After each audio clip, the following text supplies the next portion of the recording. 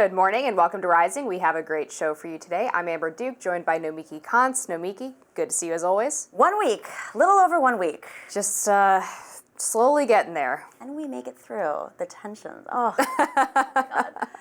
Well, we are nearly a week out from the 2024 presidential election, and you can feel those tensions rising. While Kamala Harris campaigned in Pennsylvania, former President Donald Trump held a rally in Madison Square Garden in New York City. He largely stuck to his usual talking points, but his guests made indisputable racist remarks. Here's Trump doubling down on his enemy within rhetoric. Let's watch. I know many of them. It's just this amorphous group of people. But they're smart and they're vicious. And we have to defeat them. And when I say the enemy from within, the other side goes crazy, becomes a sound. Oh, how can he say? No, they've done very bad things to this country. They are indeed the enemy from within. But this is who we're fighting.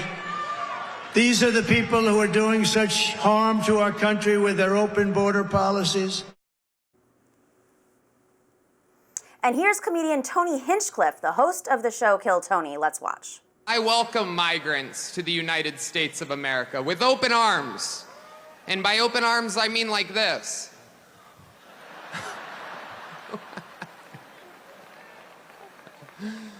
It's wild. And these Latinos, they love making babies too. Just know that. They do. They do. There's no pulling out. They don't do that. They come inside, just like they did to our country. Republicans are the party with a good sense of humor. But it didn't stop there. He also called Puerto Rico a, quote, floating island of garbage, to which Representative Alexandria Ocasio-Cortez said on X, quote, "This isn't the Comedy Store. You're using your set to boost neo-Nazis like Marjorie Taylor Greene and stripping women's rights to the Stone Age. Your sense of humor doesn't change that." It wasn't just AOC comparing Trump's rally to a Nazi rally. Think tank director Alexander Vindman wrote on X, quote, "I've resisted calling Trump a MAGA fascist, mainly because I've understood fascism and Nazism as almost incomprehensible evil. But the reality is MAGA is today who the Nazis were before they seized power. There is no better historical comparison to MAGA than the Nazis of the early 1930s. The Nation journalist Ali Misal wrote, "It could not be more on brand for the Republican Party right now than to invite a racist comedian to their Nazi rally, claim that all the racism is jokes, then feign offense at you pointing out their racism and calling their event a Nazi rally." Or take a look at how MSNBC covered the event. But that jamboree happening right now, you see it there on your screen, in that place is particularly chilling because in 1939, more than 20,000 supporters of a different fascist leader, Adolf Hitler, packed the garden for a so-called pro-America rally. So, 1939, there was a Nazi rally, a U.S. Nazi Party rally held at Madison Square Garden. In 1968, George Wallace held a rally there. There was a lot of lead up to this rally. The Trump campaign didn't know whether or not they were going to have it. The public, outrage started months in advance of this rally, and they still had it. And it seems like they didn't screen their comments closely enough because those comments that have been going viral from obviously this comedian to Tucker Carlson to even Dr. Phil. I mean, do you think that this helped the Trump campaign? I suppose I don't understand the comparison to the 1939 rally because Madison Square Garden has long been an event venue for people of all stripes. This is a place where Bill Clinton accepted the Democratic nomination at the DNC. This is a place that has the most performances by Billy Joel, and before that, Elton John. So why is the 1939 rally the point of comparison and not any of these other events that have taken place at Madison Square Garden? Because by that logic, you would have to accuse Bill Clinton of hearkening back to the Nazi rally, no?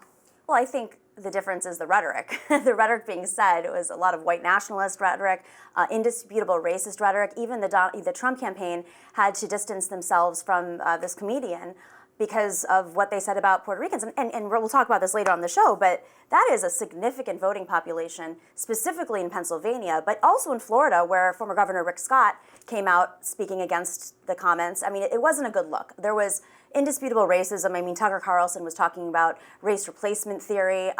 There were white supremacist undertones and overtones, frankly, being stated where, yes, the DNC was held in New York, and Madison Square Garden is one of the large venues, but that was, in the 90s, and it was not the same rhetoric.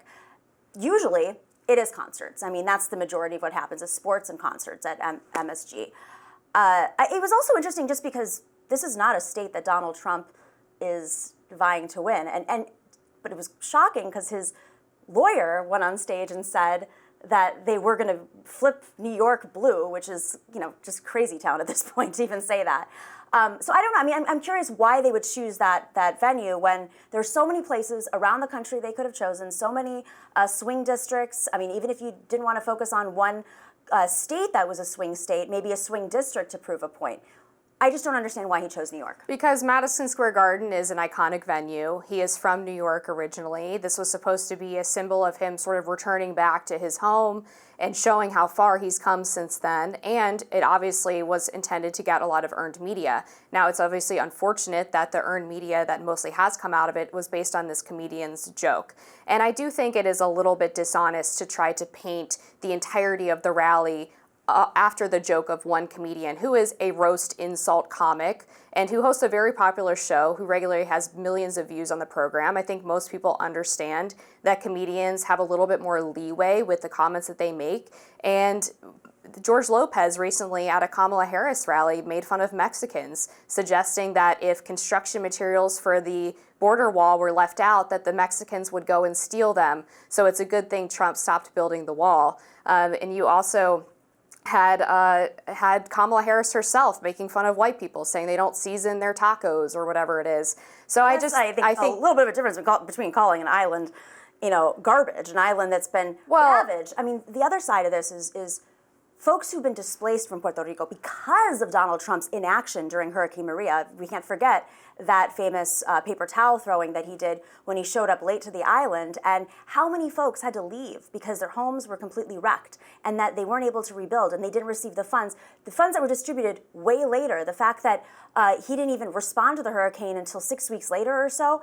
And now they live in Pennsylvania. A lot of folks live in Pennsylvania. I mean, this is, I think it's just one of those, the confusing part about this is that you had a guy give a speech who knew that everything was going to be looked at through the lens of politics. It wasn't just doing a roast. This is a guy who was insulting a group of voters that Donald Trump needed. And don't you think that hurts him at the end of the day? I don't think it was helpful, but again, I think you do have to consider the fact that he's not a political person. He is a comedian. He obviously did not understand that this is a different crowd than the one he's used to appealing to. And in fact, he was kind of bombing during the set. So I think it actually should tell you a lot that the people in that arena didn't laugh at the joke and actually groaned at it. So I don't know why we're acting like this is representative of the MAGA movement when, again, it's a comedian being edgy. He went a little bit too far over the line. That's what happens when you're trying to be funny. And I think, again, I give comedians a lot more leeway. I also think, on the point about the hurricane, we also know that the Puerto Rican government had a notorious corruption problem. And the reason why those funds were delayed is because they attached strings to them to prevent the government from taking the money for itself and making sure that it was actually distributed to the Puerto Rican people. And then on this joke as well. It was, by the way, the Conservative Party who did that. The Statehood Party is the Conservative Party. The person who's running for governor right now. Well, I don't care who did it. They were chair wrong. of Latinos for Trump. I don't care who's corrupt, what party they're from. If they're corrupt, they're corrupt. That's bad, right? Same thing with Donald Trump. I mean, his response time was so slow when it comes to distributing those funds. And the funds, by the way, are still held up, as you said. Real quick question as we wrap up. There was also these comments from Stephen Miller afterwards, where he leaned in and became very argumentative with a reporter from Chile when being asked about whether or not, they were talking about Venezuelan gangs, and a reporter asked him, you say that Venezuela is safer now because all the gangs are in the United States, but can you give me the stats? And he wouldn't answer, and he got very angry. So there were a lot of moments from this rally that ended up going viral where it didn't show the best of the Trump campaign. I'm just curious, where does he go from here, and how does he flip the script? I just think that it's not as bad as people are saying, and I just reject the premise that this was like some huge disaster for Trump. He had all of Madison Square Garden filled to the brim with an additional 70 to 100,000 people outside wanting to be able to get in and see what was happening. It was a huge, massive rally. The really great moments outshine the ones that were maybe a little cringy, or the comedian kind of falling flat with his jokes that a lot of people didn't find funny and that the campaign distanced themselves from. But I mean, if you look at this, at the succession of Trump getting 30 million views on Joe Rogan, he's been doing tons of other huge podcasts. JD Vance was on Tim Dillon and Theo Vaughn recently.